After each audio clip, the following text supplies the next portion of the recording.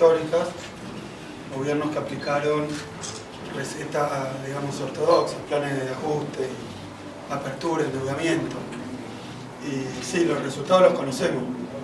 Los resultados han sido, y con esto no quiero decir que el gobierno de Macri en estos 70 días haya realizado o sepamos exactamente cuáles van a ser todas las medidas que va a tomar y cuál va a ser la profundidad de algunas de esas medidas. Lo que sí ha mostrado a través de la fuerte devaluación y su impacto sobre los precios, de los incrementos masivos de tarifas, de la reducción de las retenciones a sectores como minera y estímulos para petroleras y también para exportadores de granos, ha demostrado lo que ya sería una línea muy parecida a las políticas ortodoxas que se aplicaron en el país tantas veces. Y nosotros lo que nos queda como oposición, en primer lugar, es trabajar para demostrar que esto es así. ¿Por qué? Porque la verdad es que hay algunas medidas que ha tomado el gobierno de Macri que son exactamente opuestas a lo que dijo en la campaña electoral. Esto configura algo que yo denominé una suerte de estafa electoral. Porque hace poquito tiempo tuvimos una votación, una elección nacional, hubo incluso un balotaje donde el candidato a presidente del Frente para la Victoria le preguntó a Macri, lo confrontó con temas como si iba a devaluar y dijo que no. Es decir, que deliberadamente mintió porque además la devaluación de la moneda fue una decisión que toma el gobierno de Mauricio Macri, que denomina de una forma extraña apertura del cepo, pero fue una devaluación, la primera de 3 devaluaciones que ya han ocurrido, que empezó en 13.20, si no me equivoco. Bueno, tienen un dólar de 15.60. Lo que sí sé es que una devaluación que ya lleva 60%, con un candidato que prometió no devaluar, rompe una promesa. Y también encontré documentos que son públicos donde es una propaganda de Macri para que lo voten. Dice, vótenme porque yo no le voy a cobrar impuesto a las ganancias a ningún trabajador.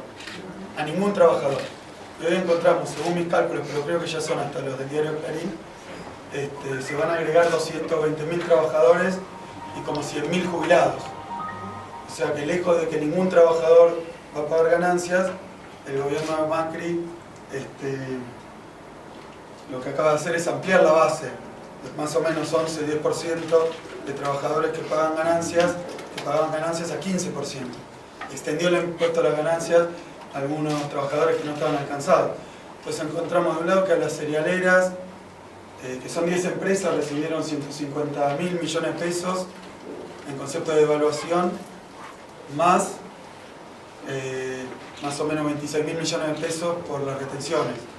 A las mineras 18.000 millones de pesos por la devaluación, más o menos 4.000 millones de pesos por la baja de retenciones. A las manufacturas de origen industrial, también aproximadamente creo que 4.000 millones de pesos. Es decir, que ha habido para algunos muchísima generosidad y para otros lo contrario a lo que se había prometido. Así como mintió en la campaña diciendo que no iba a hacer las cosas que está haciendo, también nos encontramos que está tratando de echarle la culpa a otro. Ahora bien, yo veo que cada vez que yo iba a una reunión del Fondo Monetario Internacional, y pueden verlo en los anales y puedo acercarle la documentación, lo que le pedían a todos los países, era que achicaran los subsidios en energía. Ese es un programa permanente, más allá de si son muchos, pocos, la situación fiscal. Lo que le pedían a todos los países era que hicieran ajustes presupuestarios, que despidieran empleados. Y eso también lo hemos observado, siempre con excusas, pero ahora vemos también las consecuencias de esto. Aumento de precios, problemas en el poder adquisitivo de los salarios, que pasan por estos aumentos de precios. Después esto viene acompañado a la caída del ingreso debido a las tarifas, y ahora se agregan despidos, que son consecuencias de todas estas medidas. Con un gobierno que ante esos despidos, a diferencia, quiero decir, de lo que hemos hecho todos estos 12 años, donde la palabra despido no figuraba en la tapa de los diarios, porque no había despidos. Y cuando ocurría que alguna empresa, por alguna circunstancia, ahí estaba la ministra de Industria, el ministro de Economía y todas las áreas pertinentes viendo cómo podíamos solucionar la situación, una preocupación por los despidos. Si encontramos que las medidas que está tomando son lo contrario de lo que hizo en la campaña nos parece, yo lo llamo estafa, porque el que lo votó por lo que iba a hacer y hace lo contrario, hoy debe estar conflictuado, y nosotros venimos también a denunciar esto, porque también ganaron unas elecciones diciendo que se van a hacer ciertas cosas y después hacer las contrarias, nos parece un poco competencia desleal. La causa, que hasta hace poco solo involucraba al director y al presidente del Banco Central por la independencia del Banco Central, pero están llamando a indagatoria a la presidenta, al secretario de Finanzas, a mí mismo tampoco sé por qué voltereta en la causa, ni qué situaciones, porque la última vez que se vio la causa en el Banco Central habían dicho que era solo a ellos, que ya han presentado escritos, esa causa está marchando. Digo, entonces que es una causa política, que tiene que ver con un juez, que es un miembro muy reconocido del Partido Judicial, que más claramente tiene consonancia con Macri. Yo creo que es un juez que tiene una coordinación con Macri, que esto tiene coordinación con el gobierno, que esto me imagino en conjeturo, pero también me parece que siendo uno de los involucrados, me parece que tiene algún peso mi conjetura. Una primera es que es una provocación, ya ha habido muchas, desde descolgar los cuadros de Néstor y de Chávez, unas mínimas, digamos, que podrían ser anecdóticas, pero son provocaciones, no tienen otra explicación. Provocaciones como lo de los despachos, ahora no es solo el despacho de Máximo, la Cámpora, ahora ha desalojado en la Cámara de Diputados a todo el Frente para la Victoria prácticamente sus oficinas, gente que claramente no es de la Cámpora ni nada parecido, o sea que es un hostigamiento y provocaciones que para mí quieren lograr determinados efectos. Por otro lado, claramente es una cortina de humo, ¿no? Porque vamos a estar todos discutiendo si las causas, si los futuros, y la gente va al supermercado, y cuando va al supermercado los precios le subieron un montonazo, más del 15%, porque ahora ni siquiera hay estadísticas de esto, pero le subieron un montonazo. Las facturas de luz ya empiezan a llegar. Quería hacer una nota al pie sobre el tema de Córdoba. El gobierno nacional, del que yo fui parte, no subsidió las tarifas en la Ciudad de Buenos Aires, el conurbano, a costa de, o pagada por, o financiada por las otras provincias. Financió toda la tarifa de luz, porque lo que nosotros hacíamos era venderle a las distribuidoras la energía a un precio del mega, que era el mismo para todo el país. Córdoba pagó lo mismo que Santa Fe, lo mismo que Chaco, lo mismo que la Ciudad de Buenos Aires y lo mismo que el conurbano. El precio, la tarifa, la fijaba la distribuidora. Todos compraban la energía al mismo precio, pero algunas distribuidoras, como el caso de PEC, tenían las tarifas más altas del país, pero era una decisión de la distribuidora, no nuestra. Quiero dejarlo en claro porque se ha dicho cosa completamente distinta. La tarifa era la misma. Y ahora han subido el costo del mega, un pedido que yo conozco muy bien, pero no tiene que ver ni con el déficit, tiene que ver con lo que nos pedían todas las compañías generadoras de energía, que muchas de ellas son extranjeras y son producto, muchas de ellas también de la privatización. Hubo una época donde no había ningún subsidio en la energía en la Argentina. Fue la década de los 90, tuvimos las tarifas más altas del mundo en dólares. Y la inversión fue cero. O sea que subir las tarifas y darle toda esa plata a los privados no garantiza que haya inversión. El gobierno de Macri, en cambio, subió las tarifas, devaluó, levantó los controles a la entrada y salida de capitales, levantó los controles o la administración de las importaciones.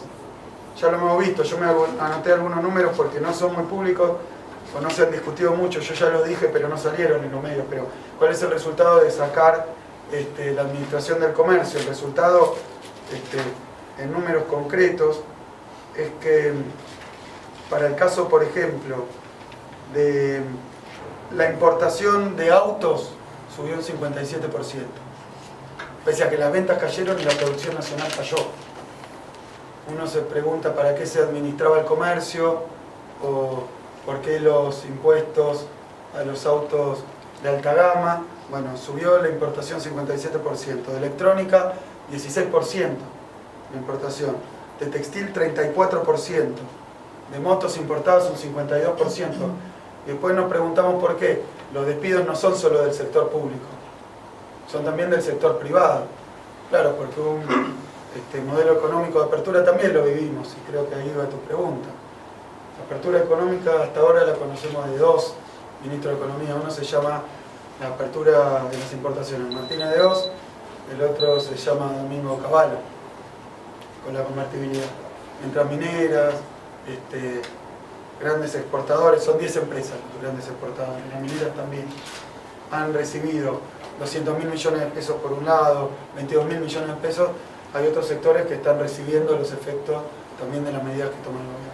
Un ejemplo, saben ustedes que que el viernes me lo perdí, pero el jueves yo sé que el tipo de cambio estuvo a 15.65, cerró, y se perdieron reservas por 150 millones de dólares, ¿no? Las reservas que vienen cayendo muy fuerte, a pesar de haber tomado crédito ya por 5.000 millones, pero vienen cayendo. ¿Por qué? Si me permiten un segundo lo explico, porque si no, no se va a entender, porque lo de los futuros creo que nadie lo entiende. Que ese es otro cariz de esta cuestión, nadie lo entiende, pero son cosas gravísimas, pérdidas gravísimas. Ahora digo, ¿qué pasó? ¿Por qué se perdieron reservas y no varió el tipo de cambio? Porque el Banco Central salió a intervenir en el mercado y vender dólares para que no suba el tipo de cambio. Entonces yo hoy podría hacer una causa diciendo que el Banco Central perdió plata, en pesos, lo puedo traducir a pesos, 150 millones de pesos. ¿Por qué? Porque no tendría que haber intervenido en ese mercado. Entonces, como intervino, perdió plata, porque obviamente si intervino, que el precio que esperaba el mercado era más alto del dólar. Entonces vendió dólares baratos, y bueno, y así podemos hablar de cualquier intervención del Estado en el mercado monetario, cambiario de títulos. Pero resulta que la Carta Orgánica, yo no voy a hacer esa denuncia. Si hay denuncia, el megacanje que hizo algún funcionario, pero no voy a hacer esta denuncia. Porque yo, aunque no estoy de acuerdo con la política monetaria cambiaria del gobierno, sé que los atributos, las atribuciones del Banco Central por su Carta Orgánica es intervenir en los mercados de títulos, de futuro, de bonos, para sostener una política cambiaria que es la que piensa el Banco Central que es la más adecuada. Entonces, pero no es un delito intervenir. Y alguien puede decir mañana, ¿cuántas reservas perdió? Tantas, ¿qué? Sosteniendo el tipo de cambio. Digo más, si hoy subió, no sé cómo terminó, pero si hoy subió, ya tenemos prueba de que el tipo de cambio al que vendió fue malo y provocó un quebranto. Entonces sí, si usted me dice, el Banco Central intervino en el mercado de futuros durante la presidencia de Vanoli y cuando vos eras ministro, claro que intervino. Y si no intervenía era un error, tenía que intervenir. Si pasaba que, si las variables de esos mercados, intervenir, ¿qué es? Que la autoridad interviene contra lo que está llevando el mercado. ¿Cuándo qué? Cuando desestabiliza las variables cambiarias, monetarias. ¿En qué sentido? Es la política que se ha fijado el Banco Central, no la que va a ser el próximo presidente, la que va a ser... Para colmo teníamos un presidente, porque ¿por qué se dan las pérdidas con los futuros? Porque el Banco Central intervino en el mercado de futuros, vendió futuros a un tipo de cambio que era el de su política monetaria. Después ocurrió algo, una devaluación del 60%. Pero las pérdidas las produce la devaluación.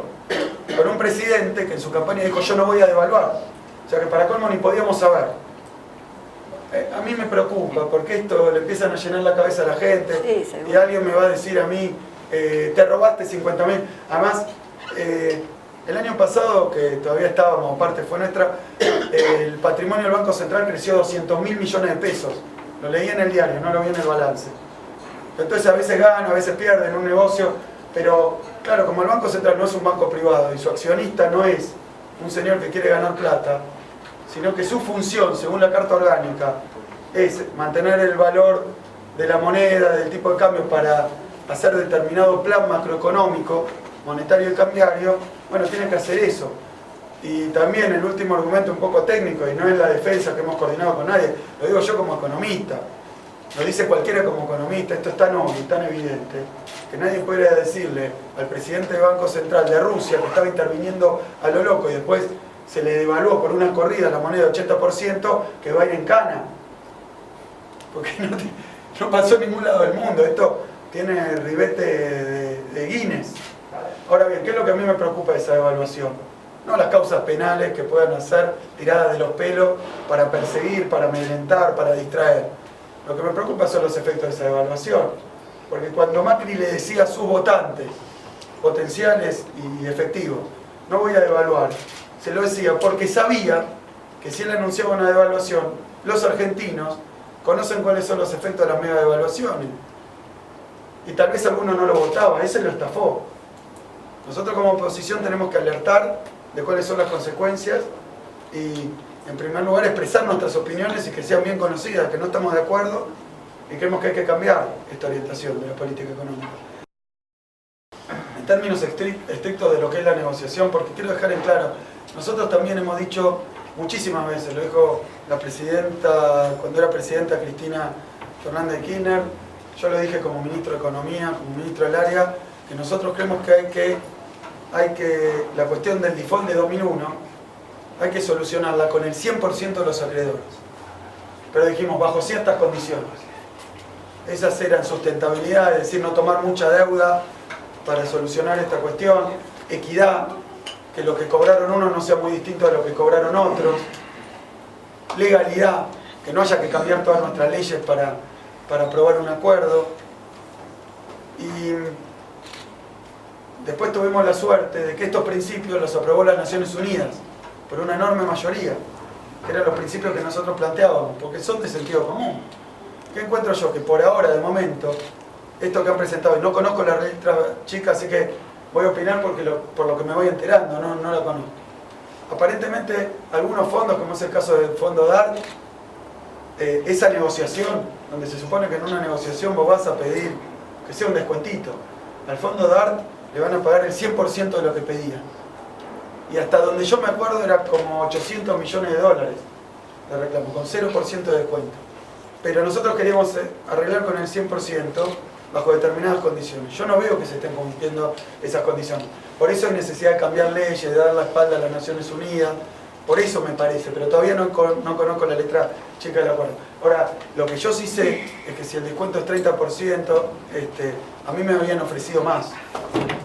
Y era un momento donde, ¿se acuerdan ustedes ese junio? Estábamos ahí, donde parecía que íbamos al default, que Argentina iba a caer en el abismo.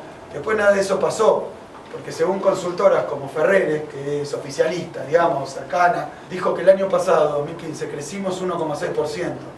Yo creo que el crecimiento fue mayor, pero veremos. Pero lo que puedo decir es que no pasó nada de lo que los buitres vaticinaban. Porque nadie de nosotros, sí, puede ser metafísicamente que el financiamiento, no sé qué, pero nosotros nos perdimos los trabajos, las paritarias cerraron en 27 y la inflación más grande que yo vi de un privado fue 24. O sea que ganamos poder adquisitivo de los salarios. O sea que así estábamos los argentinos, sin necesidad de acordar a tortas y a locas. Lo que yo veo es que si uno está muy urgido de cerrar un trato, y yo creo que tantas veces se ha dicho vamos a cerrar enseguida, necesitamos imperiosamente, es urgente, necesario, hay que cambiar las leyes, sí, dice el juez Griesa, y una negociación con desesperación no te va a ir bien. Pero por otro lado, quiero sacar un poco la atención de toda esta cuestión de los buitres, la ley de pago soberano, quiero sacarla, desviarla de ahí, pero no desviarla hacia lo poco importante, sino lo más importante. Me parece que lo que está diciendo el gobierno, así cuando dijo levanto el cepo, que vamos a ver, era una devaluación, ahora cuando dice acordamos con, ya no lo llaman buitres, hold out, ahora son respetables, pero cuando dicen esto, en realidad lo que están anunciando es volver a endeudarse por montos que yo todavía no conozco, pero he escuchado por ahí que son de 15.000 o 20.000 millones de dólares. Y dicen, claro, porque el endeudamiento va a ser bueno para todos, pero toda esta plata, ¿dónde va? ¿Va a pasar por la Argentina? No, directo a la cuenta de Sinja. Además, si fueran 15.000 millones de dólares, fíjense la paradoja, el 93% de los bonistas se solucionó voluntariamente en un acuerdo que, claro, llevó tiempo porque no mostramos desesperación. Y fue una negociación dura, por eso todavía lo critican algunos aquí. Porque fue dura esa negociación. ¿Algunos de quiénes? De los acreedores, no de nosotros. Que no querían cerrar, pero bueno, dijo, esto es lo que hay. En ese punto, lo que yo digo es que esa negociación se arregló con una emisión de título de 30.000 millones. El 93% del default de 2001 se arregló con 30.000. Y ahora, algo que no sé si llega al 4 o 5%, pero ni siquiera son todos los holdout. va a salir 15.000 millones. Al 4%, con el 4% le vamos a pagar 15.000 y en efectivo. Pero después dicen que Argentina tiene que recurrir sí o sí al endeudamiento. 12 años crecimos sin necesidad. No es que no nos endeudamos, porque por ejemplo para la represa, nos hemos endeudado, pero no con los bancos, los sospechosos de siempre, ¿no? JP Morgan, nombré un banco que era el antiguo empleador de muchos de los funcionarios que están hoy negociando. HSBC, otro. Bueno, algunos de estos contactos con los fondos buitres del gobierno de Macri, que me desmientan, fueron previos a que ganara la elección. O sea que ya estaban hablando.